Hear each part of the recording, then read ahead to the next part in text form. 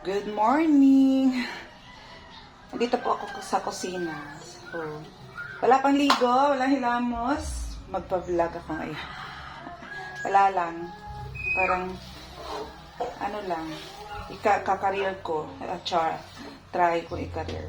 Ininit ko yung aking cake kahapon. Kumuha ako ng carrot cake. Nag-try lang ako kasi sabi pwede daw doon sa yung steaming ba. Kaso nagtikoy siya. Ay, nako. Tingnan nyo naman ang aking... O, ayan o, ang tigas-tigas. Sa ininit ko kasi gusto naman ng asawa ko. Kahit natikoy, gusto na. So, pinasok ko to sa ref kagabi. Kaya nga lang ngayon, gusto kong kumain. Kaso ang lamig-lamig. So, init muna tayo. And then, mag-fix ako. Ang dami nagkalat doon yung mga hugasin. Nandito sa ating lamesa kapag morning. And nakaalis na si Mister. Magsimula na rin ako maglinis-linis. Magbabantay ng tindahan. Ganyan. So, nakapag-breakfast na ako. Meron dito na nilagay namin yung okra na hinarvest ko galing sa garden kahapon. Nilagay ni Mister yung tatlo. Isa yung akin. And then, may natira kaming tinola kahapon. Kagabi pala. So, ininit ko yun yung aking pinang-almusal. So, I already had my almusal kaninang alas 6:30 bago pa umalis si Mister. And, iwan ko muna kaya ito para maghugas muna ako ng plato. So, ilipat ko na lang yung camera ko.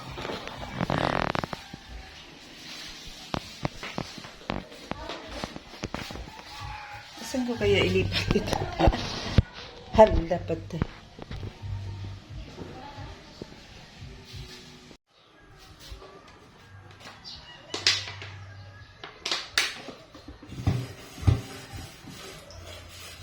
Natawa talaga ako sa tikoy ko kahapon, yung cake ko kahapon, kasi gusto ko i-try. Meron naman akong oven doon. Oh. Meron akong oven. Kaso nga lang, gusto ko i-try na steam siya ay nasa kahoy. Kahoy yung luluto. Gagamitin ko sa pagluluto. Siguro yung binuksan ko yung kaldero. Kaya siya natikoy. Nag-hike na po ako kanina. Kasama yung aking 2-year-old na apo. Yung lalaki. Kasi yung babae nag-school. And yung lalaki na lang ang natira. Gusto niya mag-explore ng umaga. Kaya yun, siya yung aking hike buddy. Mother there. Yeah. Good morning. Hey, what did you do? Kamahan mo na. Ray! Ray, yung bunso ko hindi pa gumising. Ray, gising na Ray. Ay! Okay. Pila? 100 ra. 400? Okay. Meron akong customer. So, putol mo na yung ating ginagawa. Sa hapon na yan babalikan. Joke lang po. 500? 400. 400? Ay, bingi naman talaga ni nanay. Uy, mabingi talaga si nanay. Yung aking inaanak, aking customer sa GCash. Uy, Ray, bangon na, Ray. Ray, bangon na. Alas 8 na, wala pa'y pamahaw. Ang tagal bumangon eh. Oo. Wala pa gani gibuhat, gikapoy na. Sabi niya, kakapagod daw. Kakapagod pag tumalak yung nanay. Bakit ikaw tingin akin? Yung anak ko, kumain siya ng munggo. Wala iba ulam. Munggo at saka lang. Guso. At alam niyo ba yung guso? Ano yung tawag ng guso na? Seaweed. Seaweed. Seaweed pala. So, balik tayo sa ating ginagawa. Buhay tendera. Naku, yung gano'n nagdi kay wala may Smirnoff sa grocery anak ko eh. Grand Mall. Magpapasama po ako sa Grand Mall na mamimili ako ng Smirnoff na beer. Grand Mall, Talamban. Meron akong driver ngayon. What time ka papasok, oy? Bayo lang. Nyok. Hapon ko. Kung may nagsabot. Kanang butos ayos-ayos. Kano sa puno ka mo? Kuan. Mularga. Yung isang anak ko na pumasok, nagtanong siya kanina kung kailan daw aalis si kuya. Kasi nga, ito minsan, umalis ng maaga. Panghapon po yung, hapon to gabi po yung klase niya. Kaso, minsan, umalis siya ng maaga para may gagawin pa doon sa school, projects, and yun. Yung isa naman, magtitipid siya, gusto niya kunin siya ni kuya doon sa, susunduin siya doon sa, kung hanggang kailan lang yung jeep na sasakyan ng aking high school student. College na po kasi itong nasa likod ko. Hala, daldal ng daldal. Katagal natin matapos ng Kahapon, nag-ready kami ng baon nito. Tapos iniwan lang niya. Naiwan, hindi iniwan. Naiwan pala. Naiwan niya yung baon niya. Gabi ko na namalayan. Kasi nga, luto ako ng luto nung, nag-experiment ako nung, carrot cake. Carrot cake na nagiging palpak. Palpak po yung ating carrot cake. Kasi naman, bakit naman kasi gamit pa ng kaldero, meron namang oven. Gusto ko lang naman maranasan. Pero, alam mo yung niluto sa kaldero, meron talaga siyang amoy. So, nobody, mga vlogger, hindi nila ni-reveal na may amoy talaga yung Kasi, naranasan ko na dati na gumawa ng tinapay. Gamit yung kaldero. Mga 2 beses na ata. Kaldero kaha, yung mga, may amoy siya. Hindi siya, parang may kaibang amoy. Parang, ewan ko, hindi kaaya-aya yung amoy niya. Amoy ng pagkain. So, itinay ko ulit na nag-steam. Sige pa more, practice pa more. Yun nga, gusto kong malaman, gusto kong maranasan, ganyan. So, ayun, palpak, tikoy. Tikoy. Yung aking cake. Tingin ako ng tingin, bakit hindi tumubo yung aking cake? Parang, tumubo siya ng konti. Konti lang. Tapos yun na. And then, umabot na ako ng 1 oras at kalahati. Parang hindi pa rin siya luto. O, tinigil ko na. Anyway, sa kahoy naman niluto yun. Hindi naman masyadong kahas sa LPG.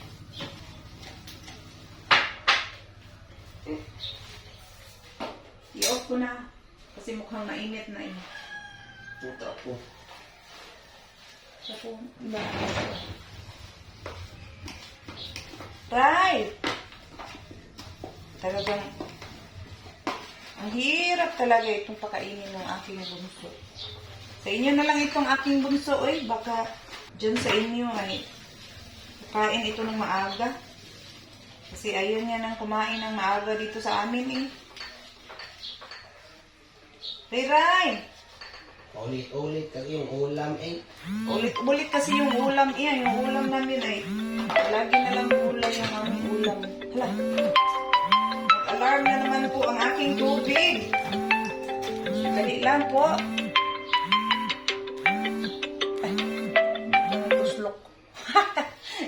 Hindi pa natuslok po. Pagkatapos kong maghugas, magha-hike ulit ako. Kasi kain ako ng kain Kain ako ng kanin sa morning, then kain din ako ng kanin sa alas 10. Medyo tumaba na ako ng konti. Yan. Talaga, ang laki pala talaga ng difference ng face ko noon.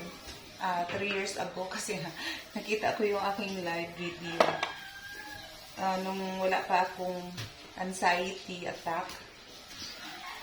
Ang laki ng mukha ko. Talagang para siyang ensaymada na 50 pesos. Hindi totoo yan.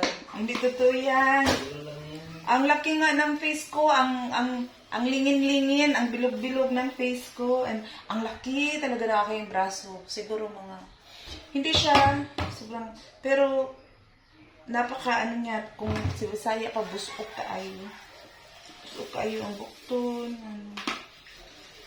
So, yung face ko nito, ayan nalalakihan ako, pero, yung talagang, face ko noon, yung 68 ata 67 yung timbang ko. Laki talaga ng aking face. Ngayon ako, last kong timbang 56.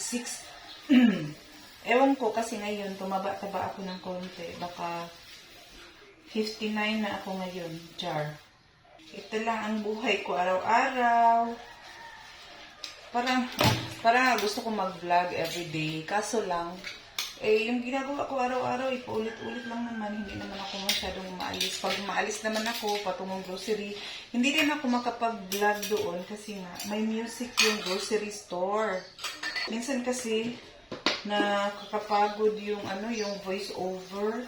Meron akong mga video noon na bumili kami ng refrigerator, nag-grocery kami kasi lang yung music talaga always na naka-play yung music sa mall. Hindi ako makapag-vlog ng maayos. So, hindi ko na in-upload. Alam niyo ba guys, ayaw ko talaga ng manghugas ng plato dito kapag maraming hugasin. Kasi matagal ako maghugas ng plato Ewan ko. Ulit-ulit ko ang pagsabon kasi nga minsan medyo pa yung feeling oily. So, hindi naman kami gumagamit always ng oil kasi nga hindi naman kami always na nagigisa dahil sa lifestyle namin. Yung yung utan Bisaya. And tinolang manok, tinolang isda, yung aming ulam. Madalas gulay, yung aming ulam. Ray! Baon na anak! Kagabi yung anak ko, 12 years old. 3 beses siya kumain pagka dating niya mula school, alas 6, kumain siya. Ay, hindi pala siya gustong kumain. Kaso pinakain ko kasi may basketball play po siya. And ayun yung kumain 3 o'clock pa yung last niyang snacks pa. Hindi pa yun talagang kanin yung kinain niya. Hala, nabasag pala itong aking pula. Makasamad naman niya ako na niilabay. Nabasag pala itong baso na ito. Yung kanyang bibig. Nakakaano. Meron ditong mga mug. Kumain siya ng 6 o'clock. Tapos umalis siya dun patungo sa kanyang basketball play. Tapos pag uwi, kumain na naman siya. Kumain siya. Tapos yung kanyang ulam ay tinola ulit na isda. Nung kinagabihan na, mga 9 na, kumain siya ulit. So, parang no-worry ako. Gutom ka ba anak? Meron ka bang, baka meron siyang, baka mahapdi yung kanyang tiyan. So, hindi naman daw mahapdi. Pero nakita niya lang yung ulam namin na natira na humba. Yung adobong baboy ba sa Tagalog. So, humba yun sa amin. Nakita niya yung humba, napakam siya. Kumain siya ulit. Ganito yung sa amin. Wala kami masyadong karne na baboy. Hindi kami kumakain masyado ng karne na baboy.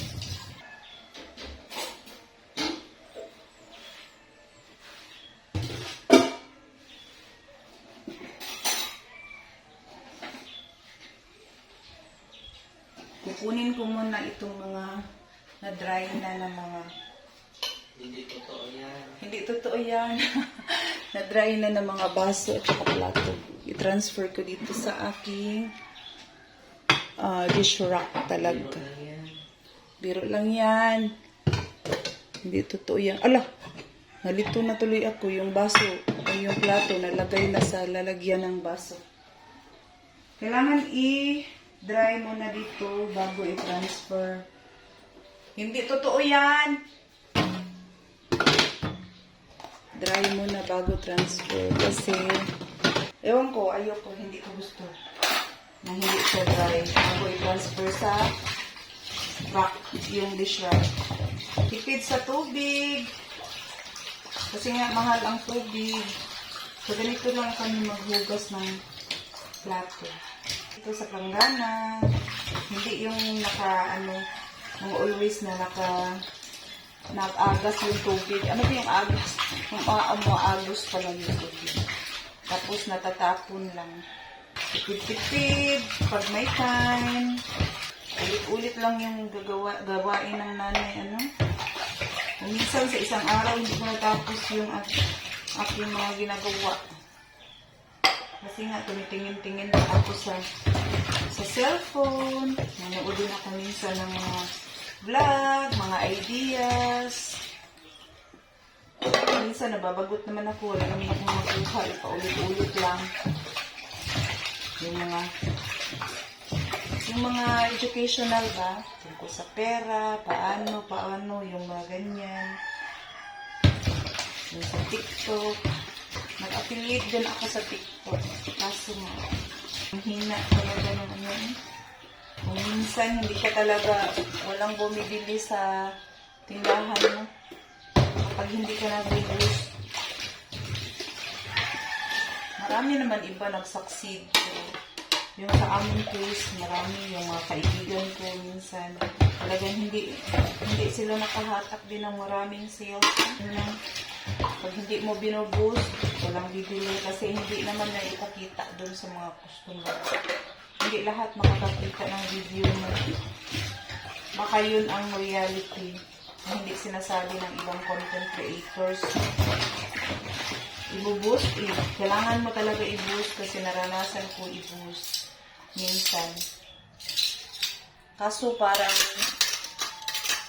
may time na break even lang. Yung binayad mo sa boost,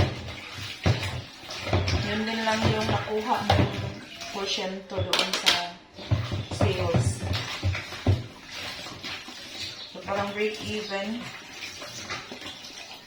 Kung minsan, pag may order ako sa TikTok, doon ko na lang idinaan sa aking store, sa aking basket. Hirap kumita ng pera, guys.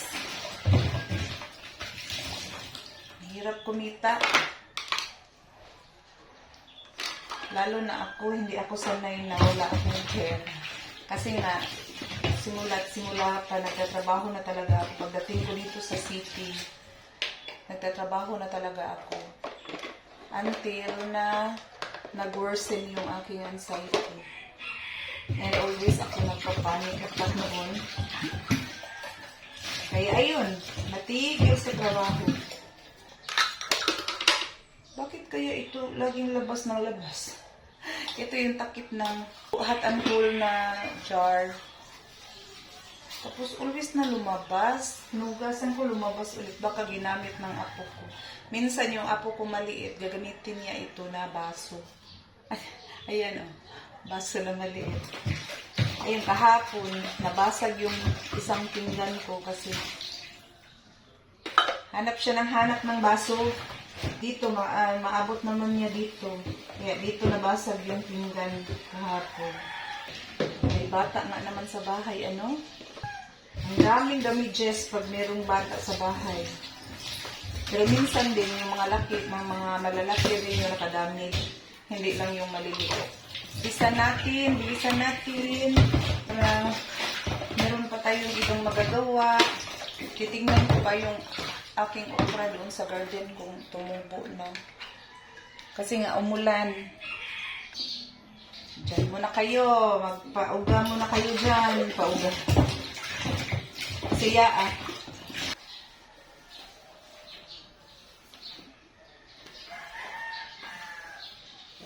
Yan.